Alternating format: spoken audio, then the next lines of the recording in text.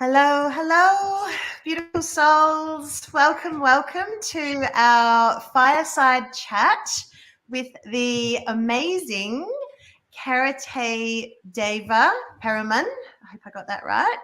And today, for ease, we're going to call him the gorgeous Deva.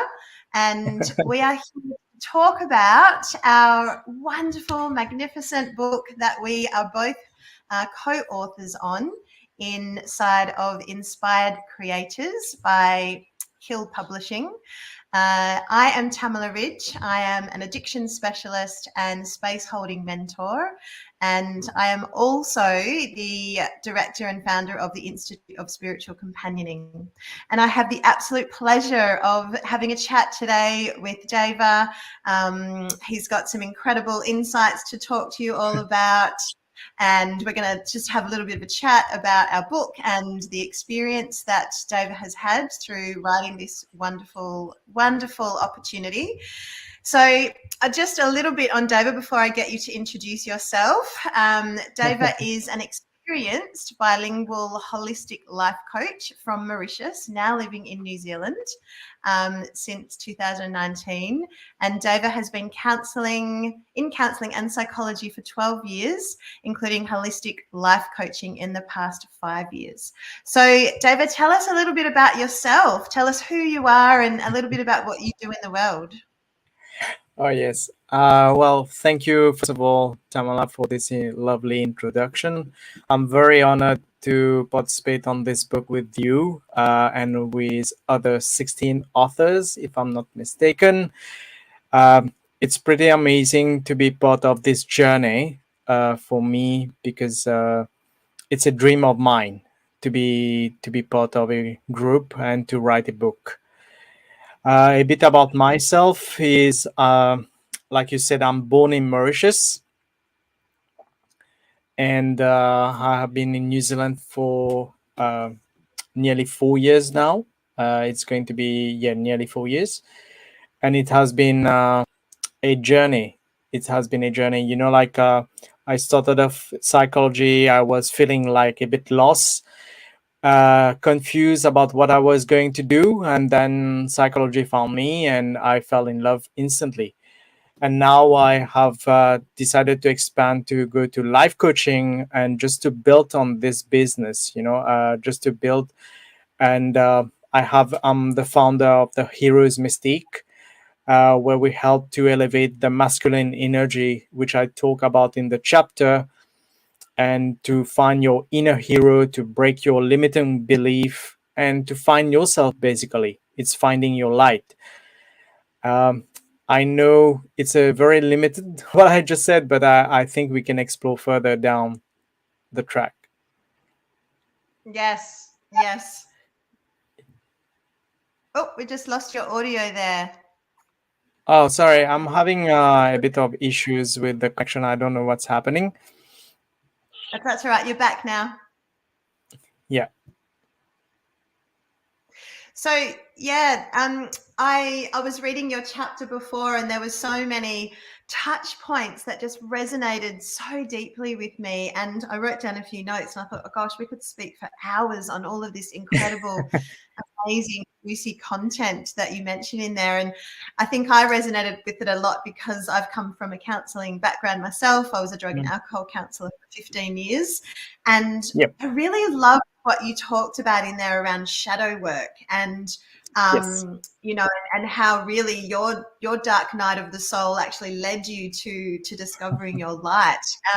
So tell us a little bit about that. I mean, if we want to delve into a part of your book, like shadow work and how people can be so afraid of it, but what's on the other side of it? Like, speak to us about that. Well, when I first started psychology, we always talk about like the negative stuff, all that, but we never actually go deep into that shadow part, because now mostly since positive psychology came into place, like people talk about affirmation, positive videos, all that, but we never really acknowledge that negative and dark side. For me, the dark side initially was very scary. It was a very scary place that I didn't want to go. it's like where you feel uncomfortable to talk about. And I never spoke about it until recently, through that book, I really delve into it, I go deeper into it, because people never acknowledge their dark side, because maybe for me, I was feeling, for example, a bit ashamed of that.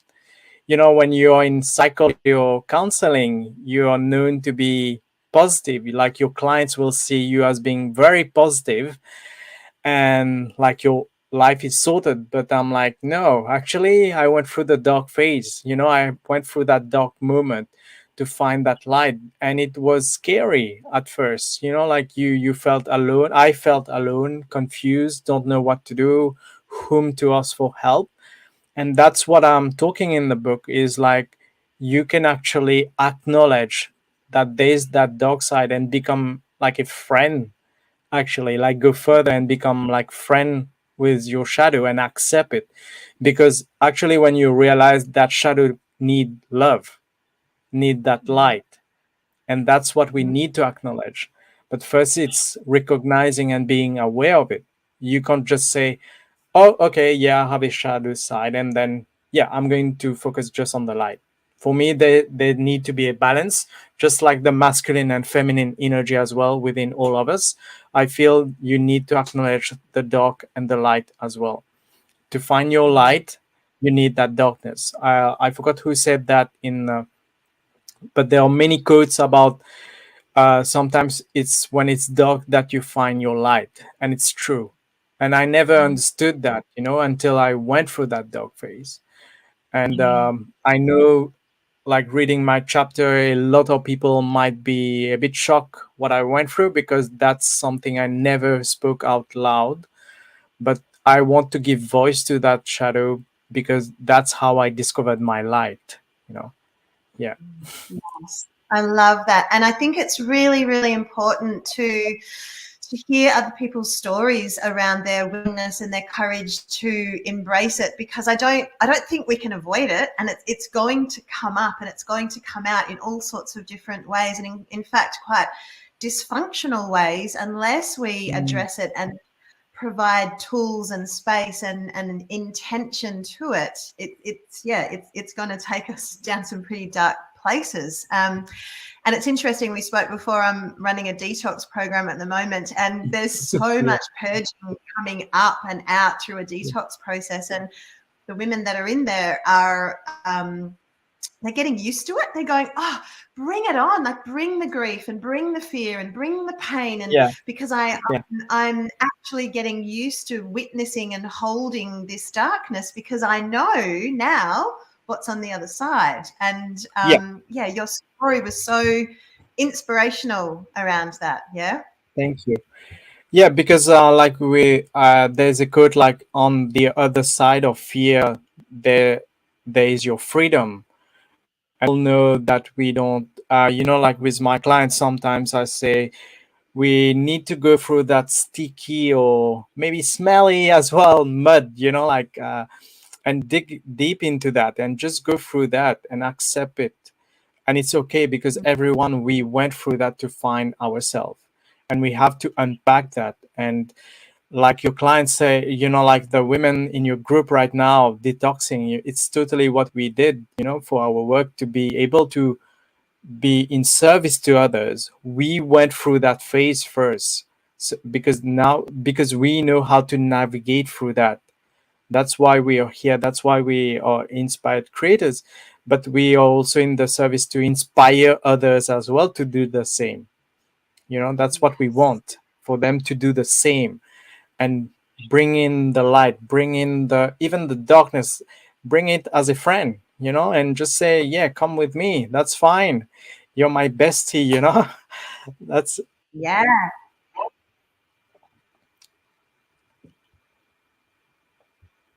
Oh, we lost your audio again. Oh, you're back. No, We've that's got fine. you. Yeah, it's keep. Yeah, Yeah. you can just go on. It's all good. We got you. I think this is such a juicy point to reflect upon. And if I look to mentors, leaders, coaches that support me, I don't actually want to work with anyone who's not honest about their own shadow, who's not honest about Yeah, the work that they've done to meet their light, yeah. who's not embracing their shadow, who's not being vulnerable and open around that. And I love that that's part of your inspiration is saying, you know, I've been there, I've been to the darkest space, and Mm, therefore I can actually hold your hand yeah, and guide you gently through your own darkness, not giving you advice or direction, but just as that yeah, support person to hold while people meet that edge. It's so powerful, and it's such a good reframe because I think in the 80s, you know, we had a lot of positive affirmation, and yeah, Louise yeah. Hay, God bless her soul, you know, came with all of those beautiful affirmations. But Mm, unless we're doing the shadow work, we're bypassing, mm, yeah, we're skipping yeah. over. It's like this hack and this cheat that doesn't actually work unless we go into the depths of that. Yeah. It's true because you see, like when The Secret came out in the 2000, I think, when it came out, it was like it just a boom about like your thoughts, how your thought can change your life. But if you reflect back, there was just a little missing link I felt for me personally was like acknowledging that you need to unpack first. You need to remove what was, it's like emptying your cup, you know, like if you're full, you can't actually drink some other like positive information. You need to unpack and empty your cup. You know, it could be your ego, it could be your fears, your limiting belief, your shadow, all that, and accept what are they, and then you move on to the next stage, which is like moving on.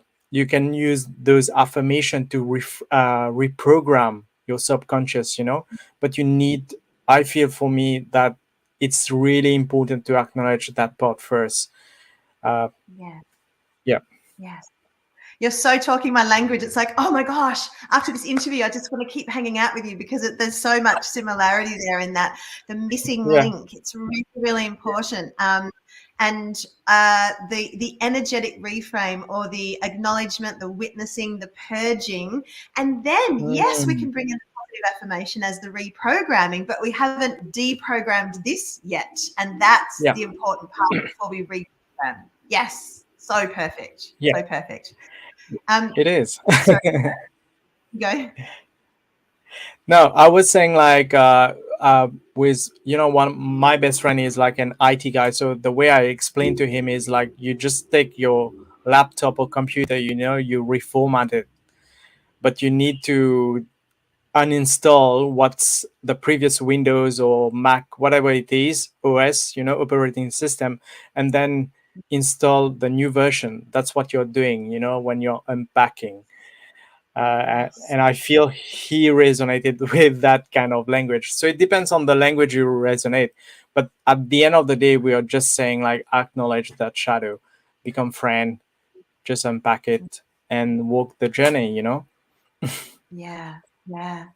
So tell us, I was really intrigued in your chapter also, the mention of the word toxic masculinity. And Oh yes. I wonder if you could extrapolate a little bit around that for us in regards to what we're talking about with shadow versus light also.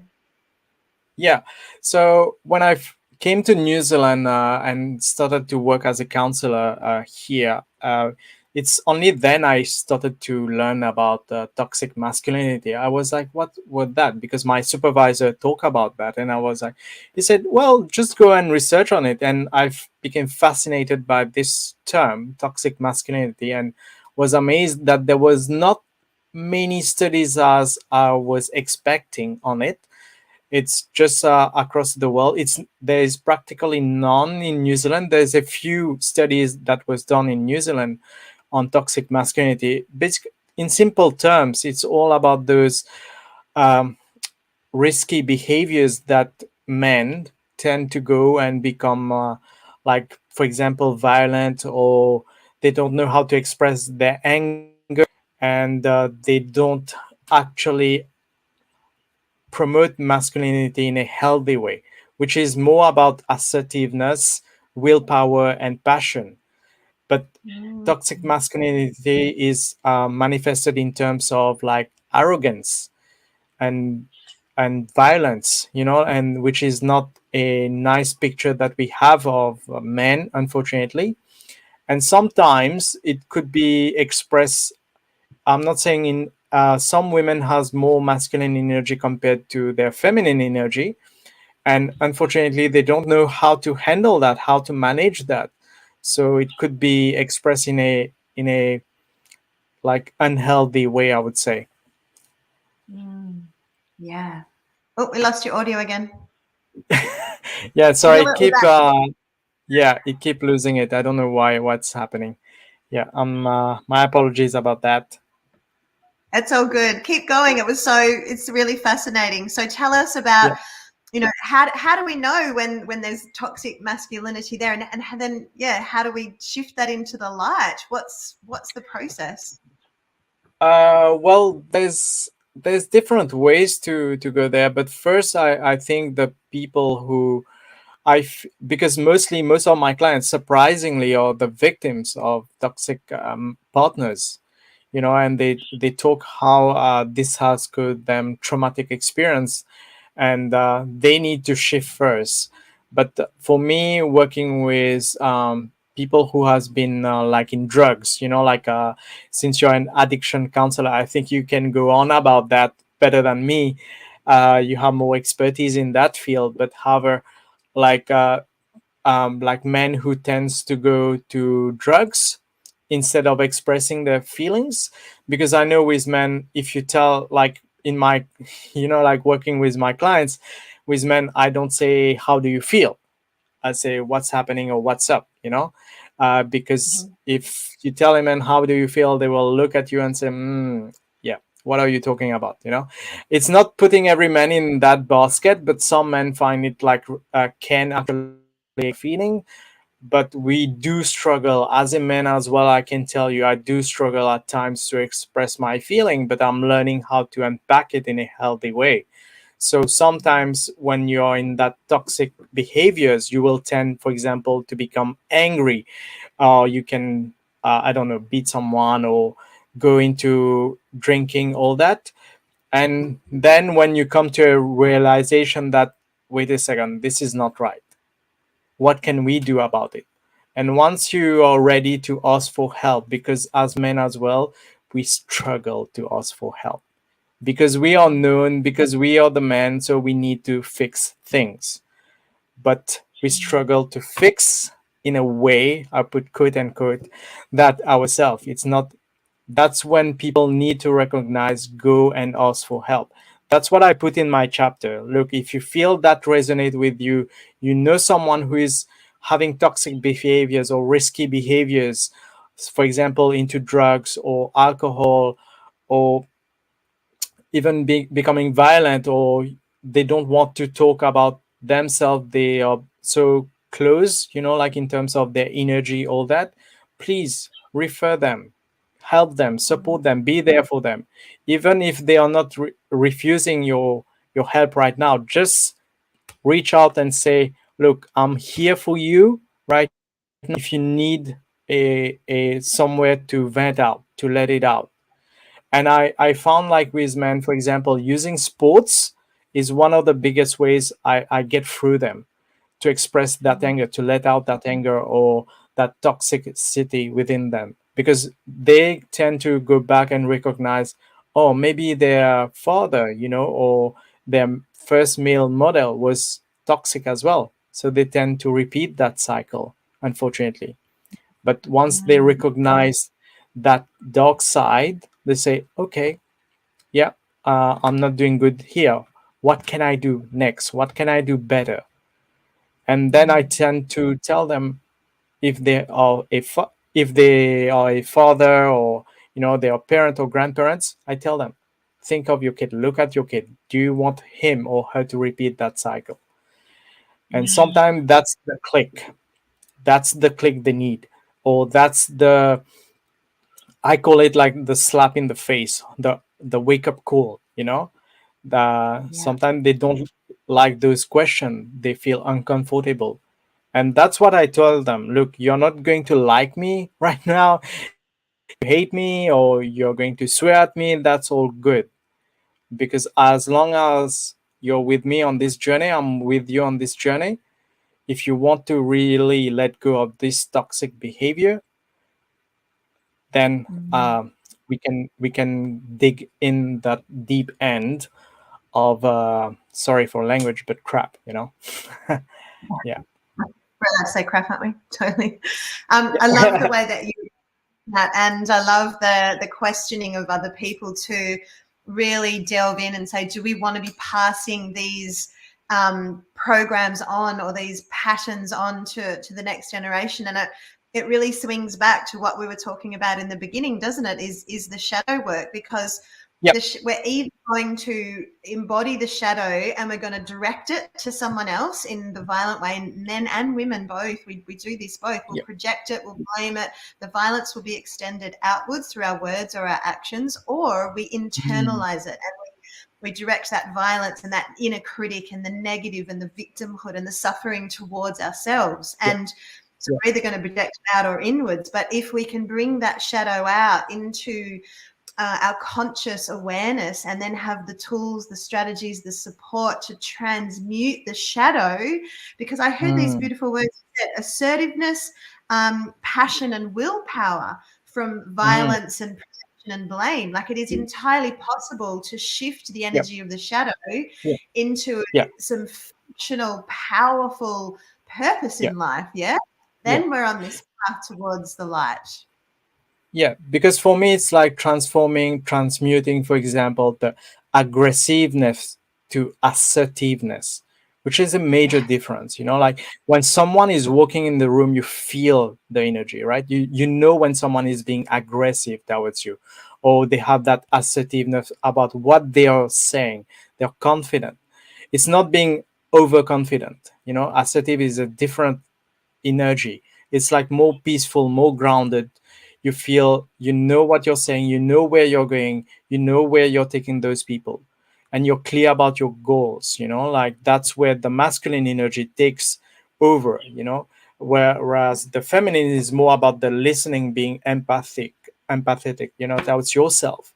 And that's where your self-love come into play. So it's playing on both energies and telling those men or women, like toxic masculinity, it's about changing that, transmuting that into a positive and masculine energy, to help everyone. It's not just one person, because once one person change in a family, you're touching the whole family. Every single family member benefit from it.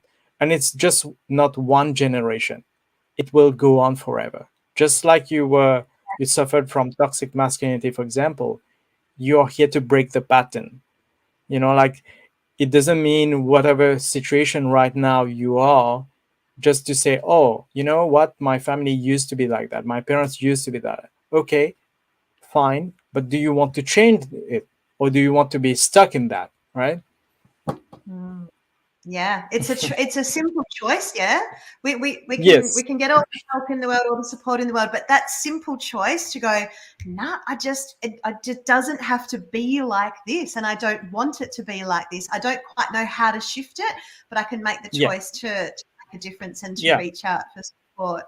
Such a powerful message, and my gosh, I could talk to you for hours on this. It's so it's really helpful to give other people a reframe of as to how to look at this, instead of suffering in silence or looking at their lives and going, why is it always, why am I not manifesting and creating a truly joyful, happy life? Because we're stuck in these programs and these patterns. Well, David, sorry, were you going to say something then? Can I will just add something. Is like, for me, I tell my clients, look, if you have time to complain, you have time to be grateful. If you had time to think negative, it means you have time to think positive. So it's a matter of choice. Yes, I love that. That's so powerful, because again, it's just a choice. And Yeah. the choice I love comes in when we are able to start to observe ourselves more than be in the feeling and the emotion. We can observe it. And in Yeah. that space between, we get to make a choice. Such Mm. incredibly powerful work. David, tell us, do you have anything coming up? Are you launching anything? Are you promoting anything? Where can people Uh, find you? What could they click on to? How could they find support from you? well, they can go on my Facebook page, which is called The Hero's Mystique. I will send the link. They can connect with me. Everyone listening, you can benefit from a 30-minute discovery call with me, free of charge. And then, if you like what we are discussing and you want to go forward, I have different coaching packages that I promote as well. There will be interviews that I will be doing more. They can follow my Facebook page for more information about that. And also, me and my other friend, like business partner, we are launching a YouTube channel soon, which is called The Divine Mess. So, how to navigate through the divine mess. Um, and we will talk about different topics, and maybe the masculine and feminine energy as well, and little tips, and it's for everyone. Yeah, so that's what's coming for me, and I'm very excited about the book coming out. That's one of my dream, coming true. So Yeah. exciting, so exciting. I've just popped the link up there for David's link tree. If anyone wants to jot that down, that will have Yeah. all of David's Facebook page and any other social links that you can connect with on there. Yeah. I know, like becoming an author this is my fourth book. This is my fourth chapter Oh. in these incredible multi. It's a little bit of an addiction. If you want a good addiction, this is a good one. Yeah. If anyone we really want people to download this book when it becomes available on launch. I believe it's 99 cents for a Kindle version, Yep. which is Yep. just a no-brainer price. And I believe that you're offering a freebie also if people Yep. download the book and they can connect with you. Tell us what that beautiful freebie is. Well, they will have a free coaching session with me of 1 hour, and also a taste of what my program in the Heroes Mystic entails as well. And just any referral that they provide, there will be a discount for the coaching program as well. You know, yeah, Wow, a free session with you. That's amazing. You're going to be busy. yeah, I You're going to guess be a so. busy man. Yeah, thank you. Amazing. Yeah, Amazing. yeah, Oh my gosh. And I've just popped up here the link to purchase the book. This yeah, when you see the link here, this is the place to go. And yeah, really highly encourage everyone to download this incredible book, Inspired Creators. There are so many wonderful, inspirational leaders that have contributed, a piece of their medicine in each of the chapters to inspire others to find their purpose, to become more inspired, to create more through their inspired creations. And maybe that could be something that we could end on, David. What's your yeah. definition of an inspired creation, and how has it flowed through you? For me, an inspired creator is anyone who has their magic within. Like I refer to Harry Potter, for example, and it's using that magic wand and helping others, to find their own magic. For me, an inspired creators could be a child, just being having fun, laughing, being happy because you're creating magic and love around you. So it can be anyone. Right now, whoever you're listening, you might be saying, "Oh, I don't have any magic within me." But actually, when you dig deep and you actually think about what you were doing as a kid or before, or even right now, what makes you happy, look what makes you happy. That's how you become more inspired, and you will by creating more magic around you, the world will become magical, a magical place to live, which is already Yeah, is. yeah. Yeah. Absolutely. I love that. We are already actually living in heaven on earth. It's right here, right now. We get the choice as to where we Yeah. want to reside and open ourselves up to the inspiration that's always around us in order to create. So what a beautiful place to end. Thank you so much for your Yeah. wisdom and your contributions in the book. And it's an honor Oh, to thank be you. a together with you.